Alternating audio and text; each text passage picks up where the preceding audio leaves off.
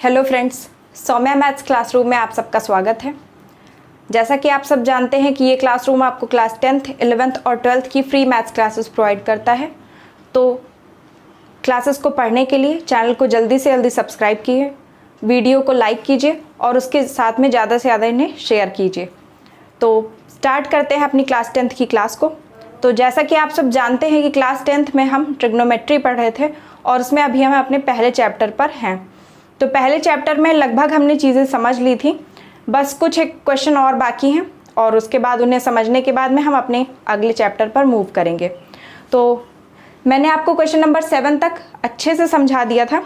आज बारी है क्वेश्चन नंबर 8 की। जो भी क्वेश्चन मुझे अच्छे लग रहे हैं मैं आपको वो बता रही हूँ, मतलब जो भी मुझे इम्पॉर्टेंट लग रहे हैं आपके पेपर के हिसाब से। तो क्वेश्चन नंबर 8 बहुत ही इम्पॉर्टेंट है। तो चलिए स्टार्ट करते हैं क्वेश्चन नंबर 8 को समझना।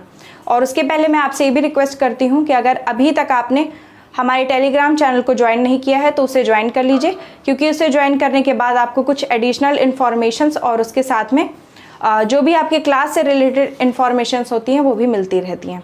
तो चलिए स्टार्ट करते हैं अपने क्वेश्चन को। 8th नंबर क्वेश्चन में हमें ये समझना है, क्वेश्चन आपको दिया हुआ है यदि 3 cot A = 4, यानी कि 3 cot A की वैल्यू दी हुई है आपको 4। तो सबसे पहले हम नोट कर लेंगे 3 cot A = 4। अब यहाँ से हम इसी वक्त निकाल सकते हैं कि cot A की वैल्यू क्या होगी 4/3, यानी cot A का मान है 4/3। तो जांच कीजिए कि 1 - tan² A / 1 + tan² A = cos² A - sin² A। तो अगर यानी कि आगे ही आपको कंडीशन दी हुई है इफ़, यानी कि यदि 3 cot A = 4 है तो cot A = 4/3 होगा। और अगर ऐसा है तो आपको ये दिखाना है, यानी ये प्रूफ करना है, ये सिद्ध करना है कि 1 - tan² A / 1 + tan² A = क्या होगा हमारा cos² A - sin² A के बराबर होगा। तो अब ये क्वेश्चन जो है इसे आपको प्रूफ करना है और इसमें सबसे बड़ी बात ये है कि इसे आपको दोनों साइड में हल करना पड़ेगा, यानी LHS में भी और RHS में भी। अब कैसे? हमारे पास cot A की वैल्यू है, इससे हम जितनी भी चीज़ों की ज़रूरत है, हमारे क्वेश्चन में क्या क्या है, cos है, sin है और tan है। तो cos, sin और tan की वैल्यू हम निकाल लेंगे। फिर हम अपने LHS में tan की वैल्यू रखकर इसे सॉल्व कर देंगे, RHS में cos और sin की वैल्यूज रख करके उन्हें सॉल्व कर लेंगे और दोनों को लास्ट में सेम दिखा देंगे, यानी लास्ट में क्या होगा, जो आंसर आएगा दोनों का सेम होगा। तो इस तरह से ये प्रूफ हो जाएगा कि अगर cot A की वैल्यू 4/3 है तो हमारा ये एक्सप्रेशंस एकदम सही है। ठीक है, तो चलिए स्टार्ट करते हैं सॉल्व करना। सबसे पहले cot A की वैल्यू हमारे पास है, तो हम क्या करेंगे, अपने ट्रायंगल में इस वैल्यू को पुट कर लेते हैं। अब cot की वैल्यू क्या होती है आप जानते हैं, cot A = होता है आधार, ठीक है, आधार बटे कर्ण, यानी कि हम क्या सॉरी आधार बटा लंब, यानी कि बेस अपॉन परपेंडिकुलर। तो अब हम सॉल्व करना स्टार्ट करते हैं।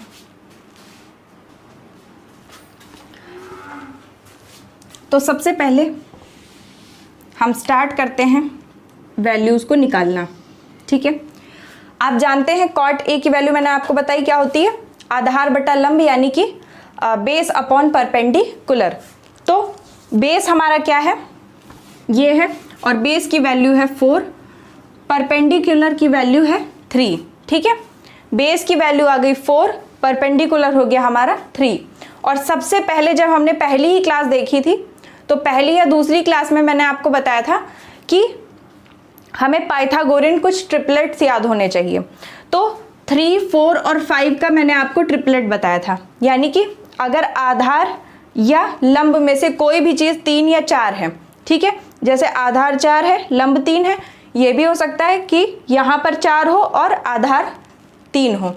तो दोनों स्थितियों में जो हमारा कर्ण होता है वो 5 के बराबर होता है। तो ऐसा करने से क्या है, आपको वो फॉर्मूला यानी पाइथागोरियन त्रिक निकालने का जो फॉर्मूला होता है, पाइथागोरस की जो प्रमेय होती है वो लगाने की कोई ज़रूरत नहीं पड़ेगी।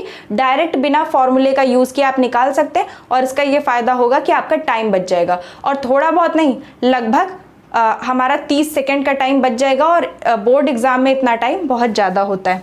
तो हमें पता चल गया कि कर्ण हो जाएगा 5। अब इस तरह से हम साइन ए की वैल्यू निकालेंगे। तो साइन ए की वैल्यू क्या होती है, लंब बटा कर्ण होती है। लंब है 3 और कर्ण है 5। फिर कॉस ए की ज़रूरत है। कॉस ए की वैल्यू क्या होती है, आधार बटा कर्ण होती है। तो आधार है 4 और कर्ण है 5। उसके बाद में ज़रूरत है टैन ए की। तो टैन ए की वैल्यू क्या होती है, कॉट ए की उल्टा होती है। कॉट ए 4/3 है तो टैन ए 3/4 होगा। अब ये 3 मान जब हमें पता चल गए तो अब कोई भी प्रॉब्लम नहीं है हमें अपना इस क्वेश्चन को सॉल्व करने में। क्वेश्चन में हम डायरेक्ट इधर टैन की वैल्यू पुट करेंगे, इधर कॉस और साइन की पुट करेंगे, दोनों को हल करके बराबर दिखा देंगे। तो पहले आप इतने का स्क्रीनशॉट ले लीजिए या फिर उसको नोट कर लीजिए, फिर हम चलते हैं आगे। तो चलिए बच्चों, हम अपने क्वेश्चन को सॉल्व करना शुरू करते हैं। सबसे पहले 1 माइनस, अब टैन ए की वैल्यू क्या थी, आपने देखा था कि 3/4 हमारे टैन ए की वैल्यू थी। तो 3/4 रखा, और क्योंकि ये टैन ए नहीं है, टैन ए का स्क्वायर है, तो इसलिए 3/4 का भी स्क्वायर हम लेंगे। वही चीज़ हमें सेम डिनोमिनेटर में करनी है, बस ऊपर न्यूमरेटर में 1 माइनस 3/4 का स्क्वायर होगा और डिनोमिनेटर में 1 प्लस 3/4 का स्क्वायर होगा। अब इसके बाद में इधर हम कॉस स्क्वायर ए की वैल्यू रखेंगे। कॉस की वैल्यू हमने क्या निकाली थी, मैंने इरेज कर दिया है। कॉस की वैल्यू हमने निकाली थी 4/5, तो 4/5 का स्क्वायर, और माइनस साइन स्क्वायर ए की वैल्यू हमने क्या निकाली थी, 3/5, तो ये हो गया 3/5 का स्क्वायर। अब दोनों तरफ हम सॉल्व करना स्टार्ट करते हैं। 1 माइनस 3/4 का जब स्क्वायर करेंगे तो हो जाएगा 9/16। वही चीज़ सेम नीचे आएगी 1 प्लस 9/16, और इधर 4/5 का जब हम स्क्वायर करेंगे तो 16/25 और माइनस 9/25 आएगा। इतना हमारा क्वेश्चन सॉल्व हो चुका है। अब इसके नीचे अगर मैं लिखूंगी तो आपको दिखेगा नहीं, इसलिए आप इतने का स्क्रीनशॉट पहले ले लीजिए।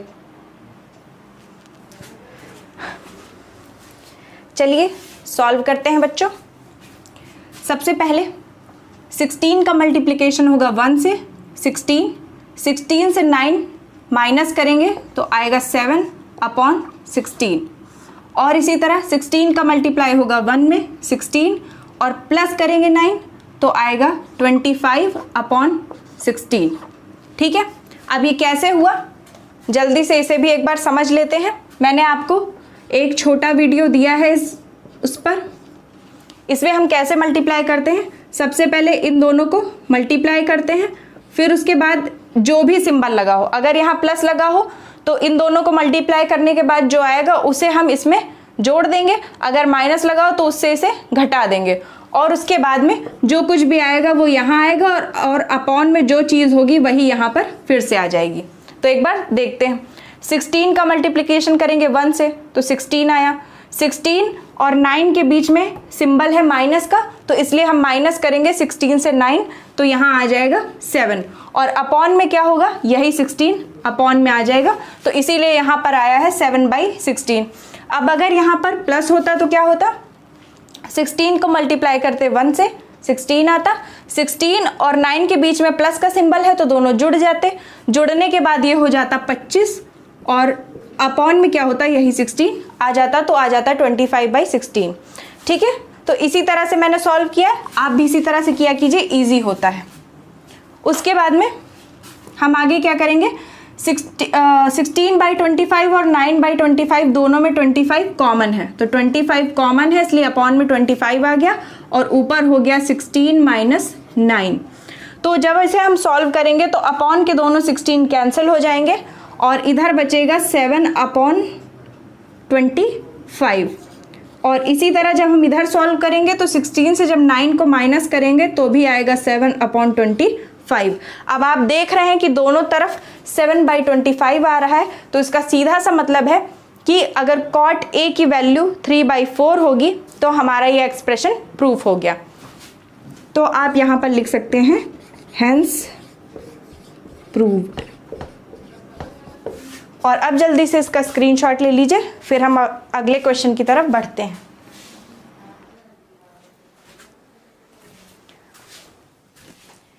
चलिए बच्चों, मूव करते हैं अपने नेक्स्ट क्वेश्चन की तरफ। अगला क्वेश्चन है हमारा क्वेश्चन नंबर 9। बहुत ही इंपॉर्टेंट क्वेश्चन है। त्रिभुज ABC में जिसका B कोण समकोण है tan A बराबर 1/√3 है, तो निम्नलिखित के मान ज्ञात कीजिए। अब दो तरह से आपको क्वेश्चन दिया हुआ है, sin A into cos C plus cos A into sine C। पहले तो आपको इसका मान निकालना है। और दूसरा क्वेश्चन है cos A into cos C minus sine A into sine C। अब ये फॉर्मूले होते हैं, लेकिन अभी आपको ये पढ़ाए नहीं गए हैं, तो इसलिए आपने जितनी चीज़ें पढ़ी हैं उसी के अकॉर्डिंग आपको क्वेश्चन सॉल्व करना है। लेकिन जब एग्जाम में आप सॉल्व करेंगे तो क्योंकि तब आप पूरा सिलेबस पढ़ के जा रहे होते हैं, तो तब आप चाहें तो इन्हें थोड़ा सा अलग की चीज़ें जोड़ करके आप इन्हें थोड़ा सा ईजी भी कर सकते हैं। लेकिन क्योंकि अभी हमने वो चीज़ें नहीं पढ़ी हैं तो मैं आपको नहीं बता रही हूँ।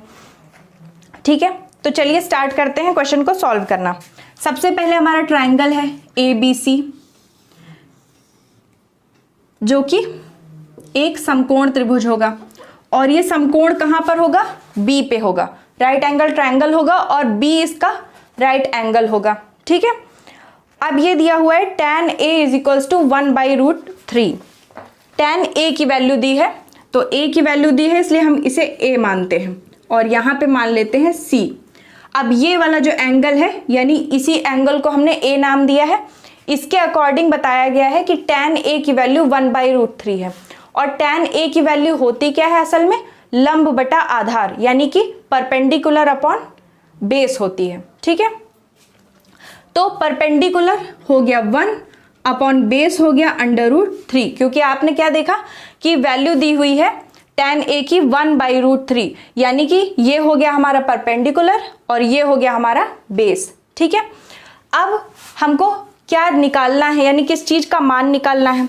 तो मान हमें निकालना है, पहला क्वेश्चन है sin A into cos C plus cos A into sine C।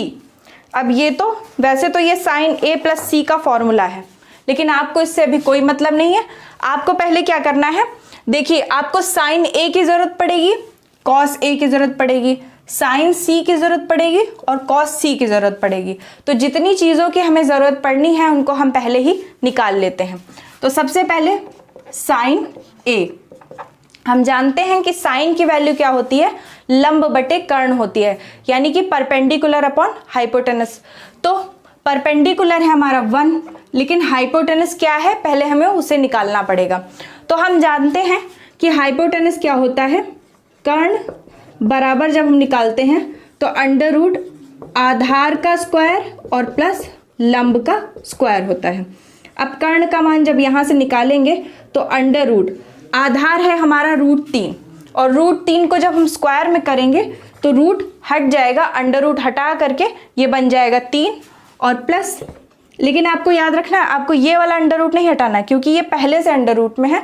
तो जब इसका स्क्वायर करेंगे तो ये वाला √ हट जाएगा, ये केवल 3 बन जाएगा। और ये 1 है, 1 का स्क्वायर करेंगे तो ये बन जाएगा 1 ही रहेगा। अब ये √3 + 1 यानी कि 4, और 4 को जब हम √ से बाहर करेंगे तो हम जानते हैं कि क्या आएगा 2, यानी कि अब हमारा कर्ण क्या आ गया 2, आधार हो गया √3 और लंब हो गया 1। तो अब यहाँ से sin A की वैल्यू क्या होती है? लंब बटे कर्ण, लंब का मान 1 है और कर्ण का मान 2 है। फिर cos A का मान निकालेंगे, cos A का मान होता है आधार बटा कर्ण, तो आधार है हमारा √3 और कर्ण है 2। ठीक है, आप समझ रहे हैं ना? आधार यानी कि बेस, लंब मतलब परपेंडिकुलर, और ये जो 2 है ये क्या है? हाइपोटेनस है। अब इसके बाद ये sin A और cos A के मान आ गए, लेकिन अभी आपको sin C और cos C भी चाहिए। और C आप देख रहे हैं कि C कौन सा एंगल है? ये वाला, यानी कि अब ये मेन एंगल बन जाएगा और ये हमारा यानी जो हमारा मेन एंगल है। अब आप देख रहे हैं कि राइट एंगल वाला एंगल कौन सा है, बी, और मेन एंगल अब हमारा बन जाएगा सी।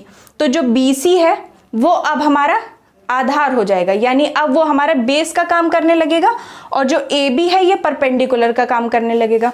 तो अब इस आधार पे जब हम साइन सी की वैल्यू निकालेंगे तो आप जानते हैं कि साइन की वैल्यू क्या होती है, लंब बटा कर्ण होती है। लेकिन अब हमारा आधार लंब का काम कर रहा है, तो आधार यानी लंब हो जाएगा √3 और कर्ण तो वही रहता है, क्योंकि आप जानते हैं कि कर्ण क्या होती है, सबसे लंबी भुजा होती है। तो सबसे लंबी भुजा हमेशा एक ही रहेगी, तो कर्ण वही रहेगा 2। फिर जब इसी तरह से cos c का मान निकालेंगे तो cos c क्या होता है, आधार बटा कर्ण होता है। अब हमारा आधार इसके बजाय ये हो गया, क्योंकि BC हमारी आधार रेखा हो गई, तो BC आधार रेखा है तो ये हो गया 1 और बटे कर्ण क्या हो गया, 2 हो गया। अब इतनी चीजें हमने निकालनी जितने की हमें जरूरत थी। अब लास्ट में हमें क्या करना है, अपने क्वेश्चन में इन सब के मान पुट कर देने हैं। sin A into cos C plus cos A into sine C में जब इसे हम पुट करेंगे तो sin A की वैल्यू है 1/2 इंटू कॉस सी की वैल्यू है √3/2 प्लस कॉस A की वैल्यू है कॉस सी की वैल्यू भी 1/2 ही है। कॉस A की वैल्यू है √3/2 और इंटू साइन सी की वैल्यू है √3/2। जब इनको सॉल्व करेंगे तो क्या आएगा, 1/2 और 1/2 का मल्टीप्लाई करने पर 1/4 आएगा, प्लस √3 और √3 को मल्टीप्लाई करने पर 3 आएगा और 2 इंटू 2 करने पर 4 आएगा। यानी दोनों में नीचे 4 कॉमन है, 4 आपने ले लिया, ऊपर हो गया 1 + 3। ठीक है, कैसे आएगा ये एक बार देख लेते हैं। 1 इंटू 1 1 हो गया, 2 इंटू 2 4 हो गया, √3 इंटू √3 3 हो गया और 2 इंटू 2 4 हो गया। अब दोनों में 4 कॉमन है, ले लिया कॉमन और 1 + 3 कर लिया। अब 1 + 3 भी 4 होता है और ये भी 4 है, 4 से 4 कैंसिल हो जाएगा, तो यानी ये वैल्यू हमारी क्या आ जाएगी, 1। यानी कि sin A into cos C plus cos A into sine C की वैल्यू क्या आ गई, 1 आ गई। ठीक है, तो आई होप आपको ये क्वेश्चन समझ में आ गया होगा और जल्दी से इसका स्क्रीनशॉट लेकर इसे नोट कर लीजिए। फिर हम आगे अगले क्वेश्चन पे चलते हैं। चलिए जल्दी से इसका सेकेंड पार्ट भी सॉल्व कर लेते हैं। बिल्कुल इसी तरह से सेम वही वैल्यूज हमें यूज करनी है, इसलिए हमने पहले ही उसे साइड में नोट कर लिया है। और उसके बाद हमारा क्वेश्चन क्या है, cos A into cos C minus sine A into sine C. तो वैल्यूज पुट करते हैं। cos A की वैल्यू क्या है, √3/2 है, इंटू कॉस सी की वैल्यू क्या है, 1/2 है, माइनस साइन A की वैल्यू है 1/2 इंटू साइन सी की वैल्यू है √3/2।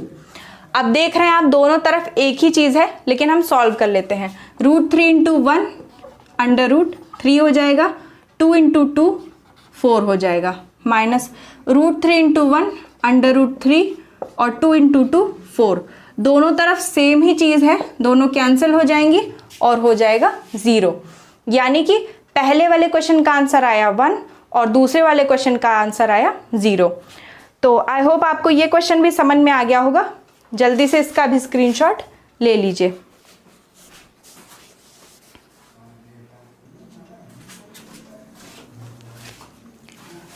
तो बच्चों आई होप आज की क्लास आपको बहुत अच्छी लगी होगी। अगर अच्छी लगी हो तो लाइक ज़रूर करें, ज़्यादा से ज़्यादा चैनल को सब्सक्राइब करें और वीडियोस को शेयर करें। और हाँ, उसके साथ अपने और बड़े भाई बहनों को भी बताएं कि क्लास 11th और क्लास 12th की क्लासेस भी इस चैनल पर आपको फ्री में मिल रही हैं। और इसके अलावा कुछ साइंस की भी क्लासेस मैंने ले रखी हैं और अभी मैं आगे भी आपको प्रोवाइड कराऊंगी। तो स्टे ब्लेस्ड, थैंक यू।